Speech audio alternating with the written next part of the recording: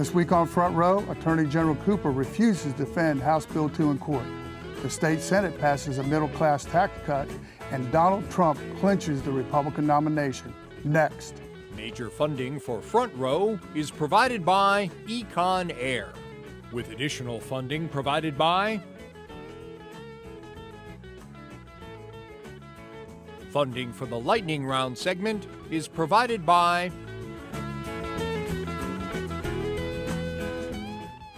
It's Front Row with host Marc Rotterman. Thank you for joining this Memorial Day weekend. I'm Marc Rotterman. We've got a great show for you. I want to introduce our panel and roll on. Rick Henderson of the Carolina Journal, Representative Ed Haynes, star of Stage and Screen, Rob Christensen, News and Observer, and Francis DeLuca with the Civitas Institute. Okay, Rick, a lot has transpired with HB 2, a lot of developments. Can you give us an update, please? Well, what we've had happen this particular week was an attempt by the Charlotte City Council to possibly repeal their local ordinance, which caused HB 2 to happen. There was an attempt by the Charlotte Chamber to make that work, and it didn't happen. The group, the Human Rights Campaign, which is the gay rights organization that has been lobbying very heavily to keep the ordinance in place and fighting attempts by the state to roll it back, basically lobbied everybody on the council very, very heavily and very, very firmly to hold their ground. The vote that they took basically said we're going to keep this ordinance in place, and because of that, now there's a new group that's being formed by some people, including conservative businessman Art Pope, former Governor Jim Martin, former Lieutenant Governor Dennis Wicker, to try to see if they can't de-escalate this struggle a little bit. Because we also have. But didn't the Attorney General weigh in and said he wouldn't defend it in court? He has said that from the very beginning, basically that he's not going to defend that in court, and which is interesting now because you have 11 states, not North Carolina, who have filed separate lawsuits. So there's pushback. There's absolute pushback going on from that. One of the state that was interesting to me, because most of these were sort of Sun Belt states, conservative states. Wisconsin was one of the states that also filed there, and that sort of surprised me. Well, Rob, I saw a group of African-American pastors denounced Loretta Lynch, the Attorney General of the United States, for saying or comparing HB 2 or transgender rights to civil rights. What do you think about that?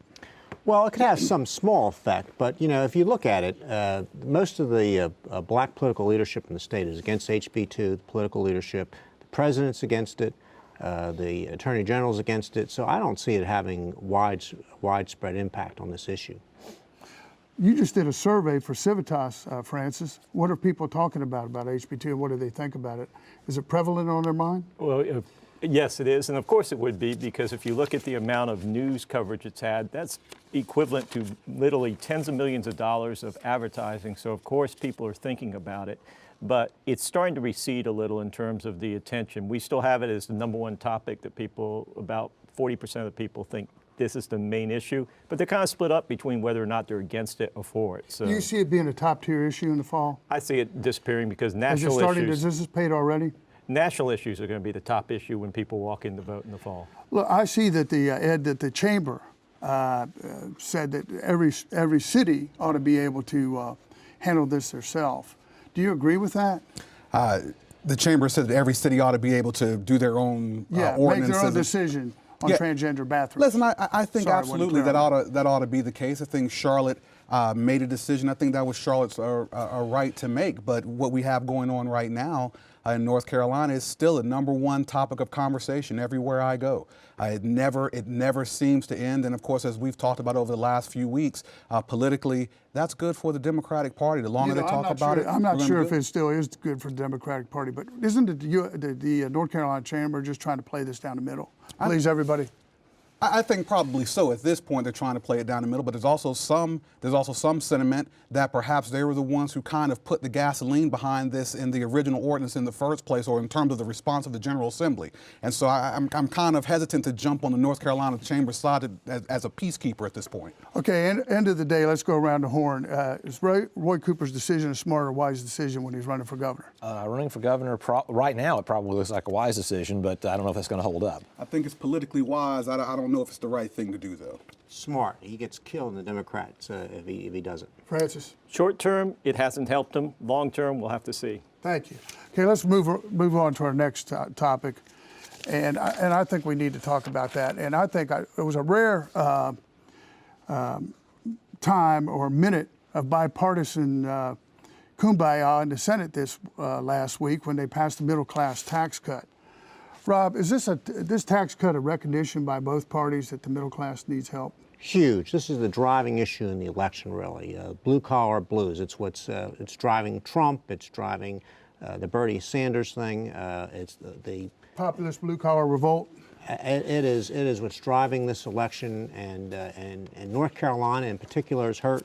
All here in the Triangle, we're doing all right, and Charlotte are doing all right, but on communities all across this state, there are people that are hurting. All these textile mills and furniture factories and so forth have closed, and so anything that can address that kind of issue is important.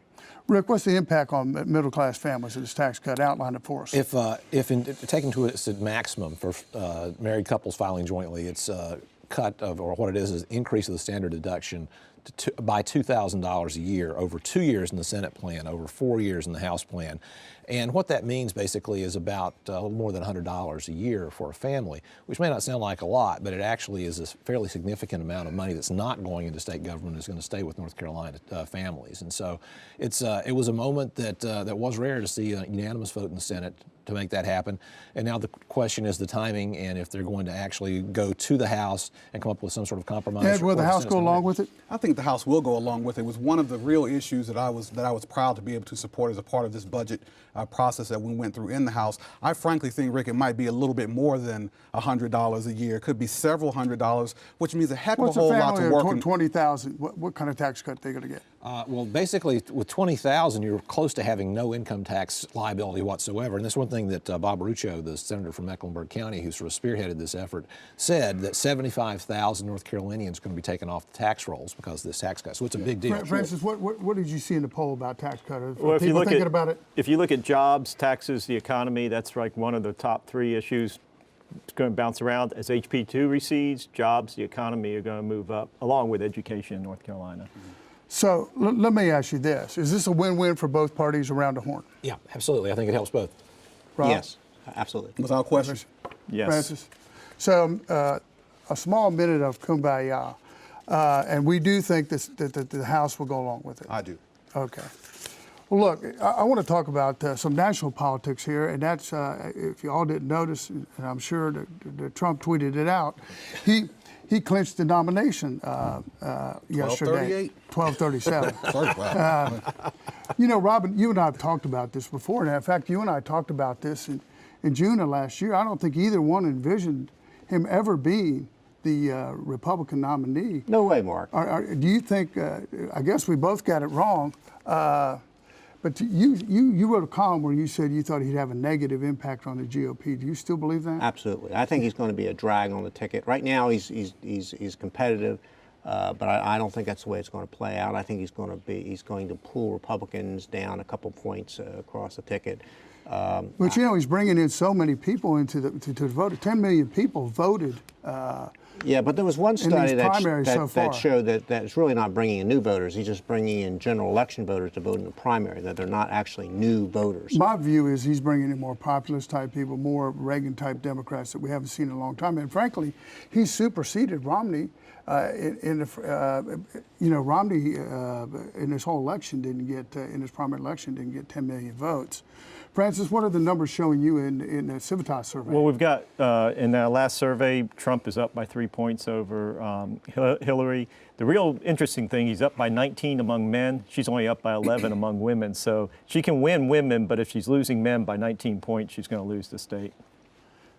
Do you agree with that? Yeah, I absolutely agree. But I'll tell you, when I saw him get his 1237 yesterday, keep track. I stood up and saluted the TV and immediately went to my Twitter feed and to my Constant Contact and sent out letters telling folks that we had to get to the polls and that Trump was coming. So once again, I think it's a great thing for the American politic. I think he came from 1% all the way to where he is now. Thousands of politicians and thousands of news people across the country saying he couldn't do it, and so here we are. He's worked for free media like anybody I've never seen. But you know, I've heard this, and are you hearing this, that Obama's going to weigh in soon? And what do you think the Obama factor will be in North Carolina and around the country? Yeah, Does he still have the mojo? Yeah, absolutely. I mean, he's got the mojo in the Democratic Party. He can motivate voters? Absolutely. And I also think, you know, I wish he hadn't quite weighed in as much as early as he did when Mr. Trump was down in the 2s and 300s. I didn't like seeing that, but he's certainly going to be involved in this going forward, and I think it's going to be a big bump for Hillary Clinton. Rick, you think he'll be a factor in North Carolina? I think he'll be as here. Much as he was in, say, 2012. Well, that's going to be the big challenge, because the issue with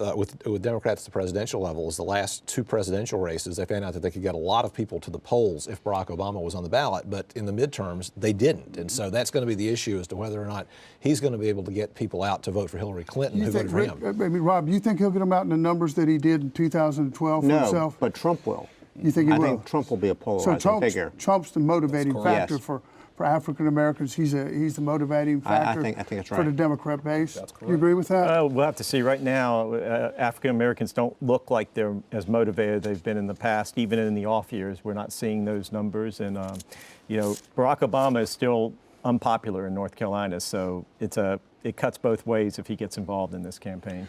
You know, changing the subjects a little bit, but still on Trump, I see that the Speaker, Ryan, I was going to say Brubaker, is about ready to endorse Trump. You know, I have a lot of my friends that are on the sideline right now, conservative donors, who just say, look, he's just too hot. His trade policies would cause market problems, even if he never got the tariffs on the floor of the House and the Senate. Do you think that Ryan will give some of these donors on the sideline a reason to come back into the fold and help Trump? Well, if he does, he's going to have to convince Trump and whatever surrogates he has out there to talk about the trade issue, because that really is something that does concern people. The fact that he's talking about imposing major tariffs on imports, and also the issue of the sort of offhand comment he made about, well, we could just simply renegotiate the national debt. I mean, that's something that's going to cause markets to really tank if he were to do something along those lines. I don't think he would do it. But so you're still carrying your card, right? For I still got Never it. Trump. I think over here, yeah. Rob, one thing I wanted to ask you: Trump was endorsed by the NRA. Does that really help him in North Carolina and some of the key battleground states?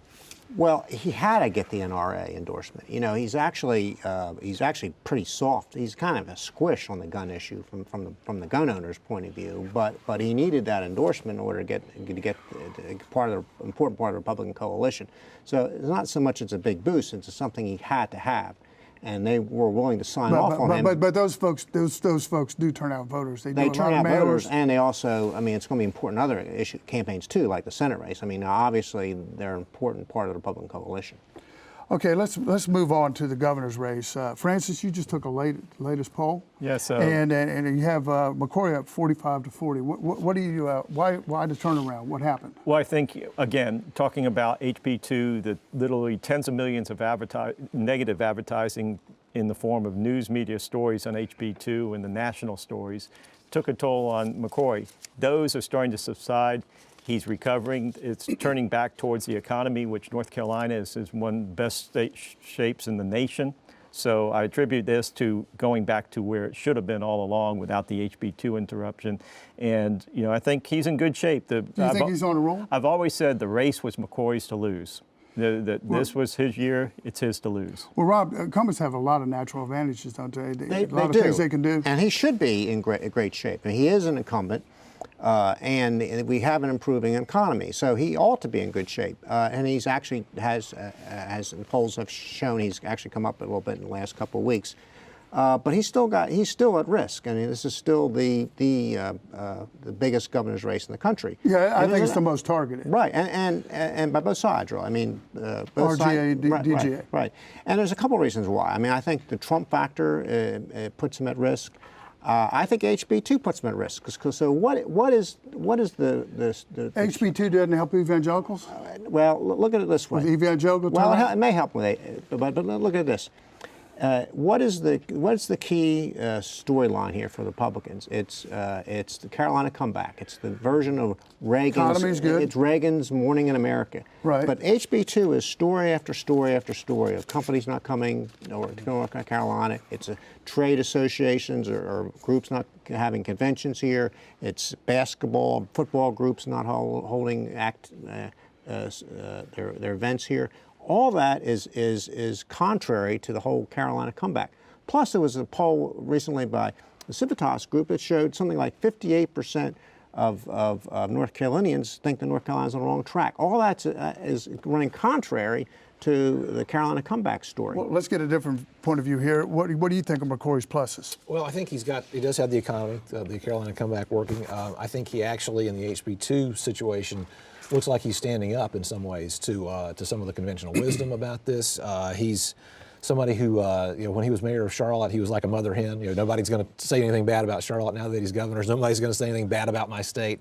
And it's made him a real fighter. I think that's probably been to his advantage right now because Roy Cooper has been pretty much on the sidelines. I think you view it a different way, don't you? Yeah, I do. I think the inside baseball analysis of this would be that he still has this sense, and people have a sense about him, that he's weak, and that the folks in the General Assembly really don't respect him. Does the average person think Pat McCrory's weak? Well, I think the inside baseball piece of it is that they do. I think the folks inside the General Assembly and his own GOP have undercut him in so many different ways that he's not going to be able to do it. Not to step on you, what's the narrative to fire McCrory? What's the narrative for the voters to fire McCrory? I think the biggest narrative at this point is that he hasn't been able to stand up within his own party and make a stance on anything that has not been driven by GOP leadership in the General Assembly. He has not been able to stand up as a governor and show that backbone, and I think he had an opportunity with HB2, and he hasn't been able to do it yet, so I think we still have a real good chance. I like Civitas polls, but I like PPP polls So we better. have a split decision here on Cooper and McCrory.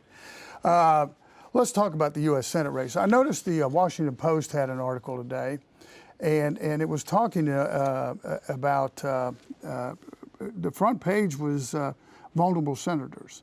And it was talking about they're just not well known, and the picture was of Richard Burr. And we've talked about this before. Do you think, Rob, that Richard is vulnerable this cycle because of the volatility, the senator? Well, he is, and in a lot of ways he shouldn't be because he's a hard-working senator. He's very attractive. He's got a lot of things going for him, and he's kind of a mainstream conservative.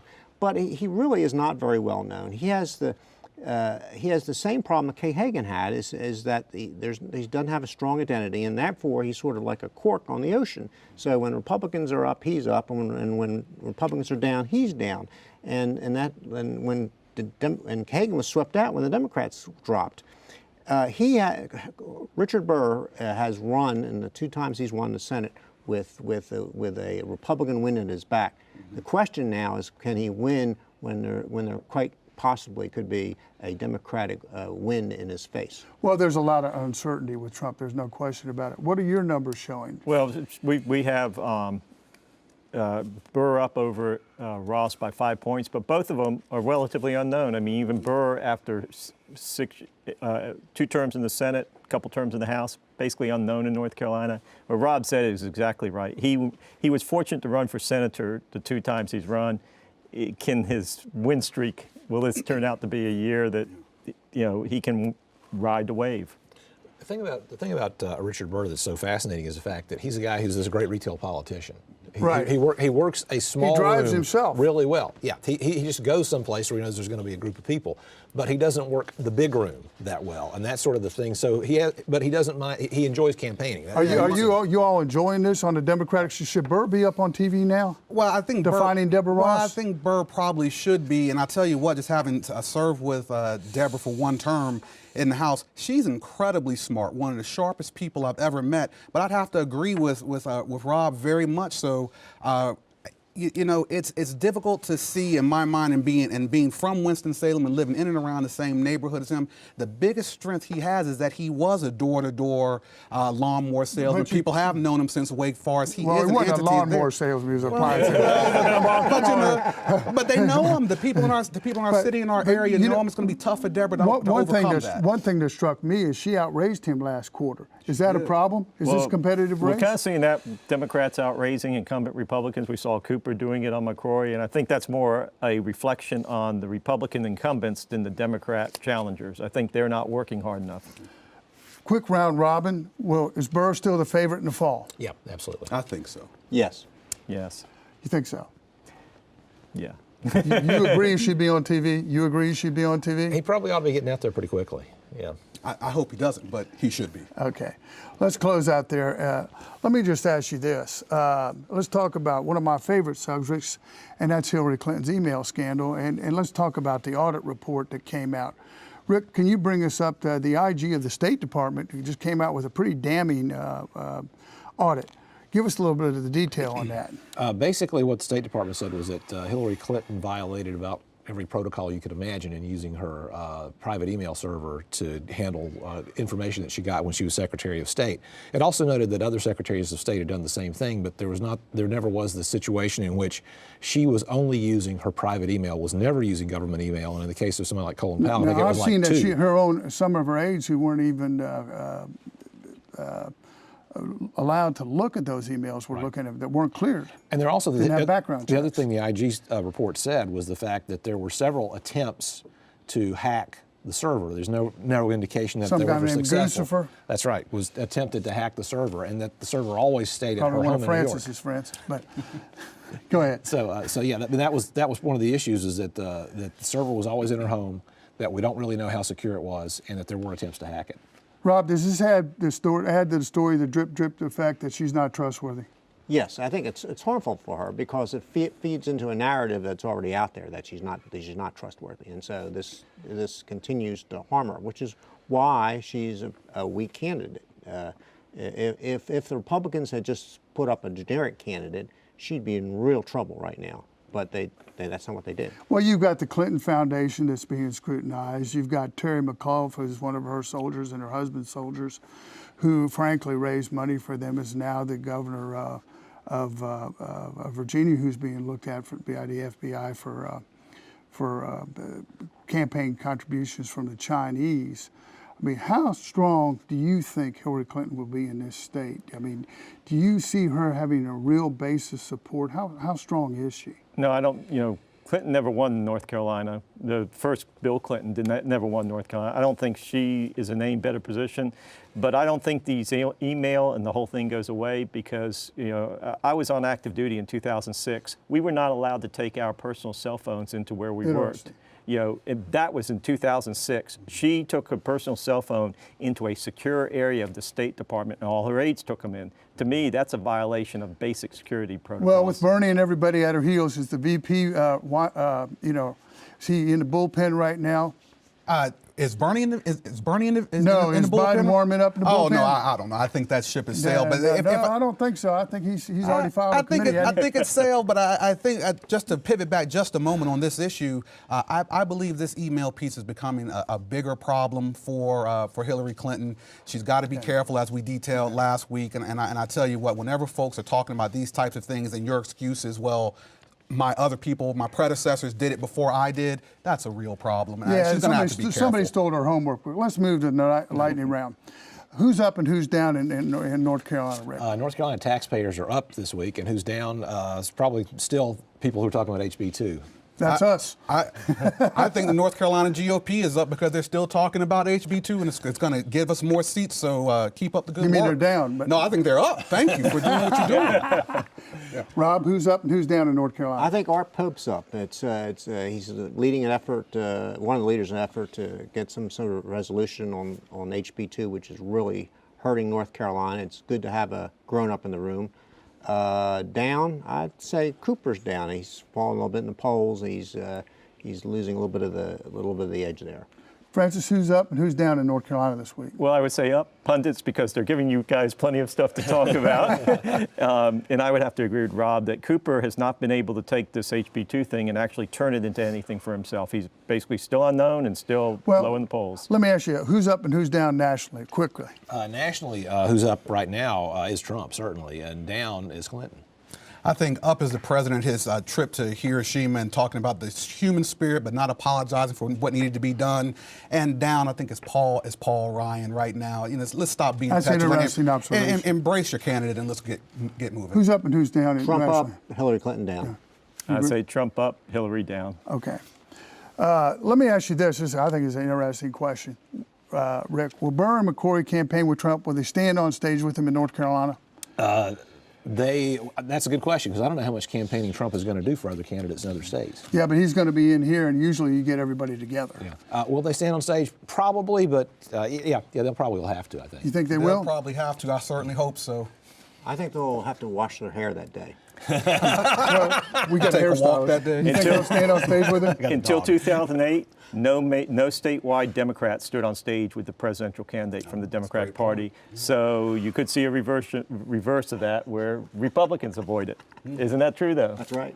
Well, let me ask you this. I mean, we've talked about HB2 ad nauseum. Okay, is it part of a larger culture war in America, Rick?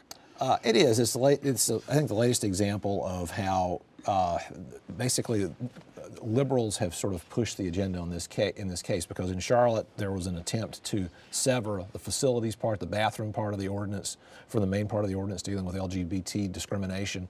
They didn't do it. They insisted on not doing it. Gay marriage, the whole 9 yards, is part of the larger culture war. Do you agree with that? Certainly I agree with it, but I think the culture war is a culture that we have to push forward to being against discrimination, and the culture war is also mismanagement and misinformation coming from a bill. People talking about bathrooms, this bill's so much bigger than bathrooms. What about the majority? I think this is a small minority with a loud megaphone. Do you agree with that? No, I don't. Discrimination is a huge issue. No, I don't agree with that. You think it's part of a larger culture war?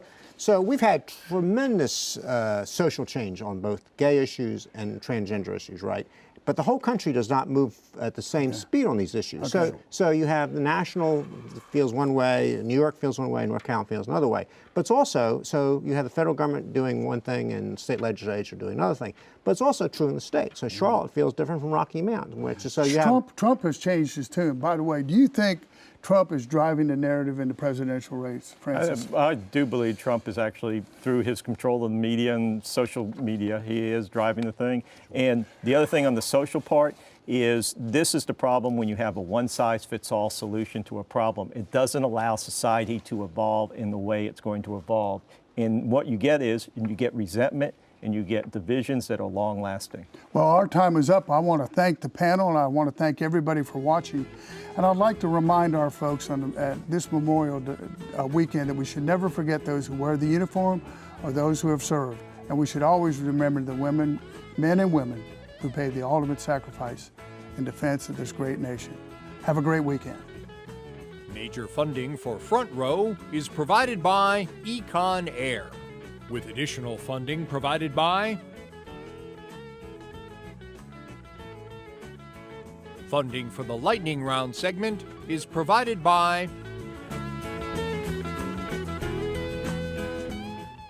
It's Front Row with host Marc Rotterman.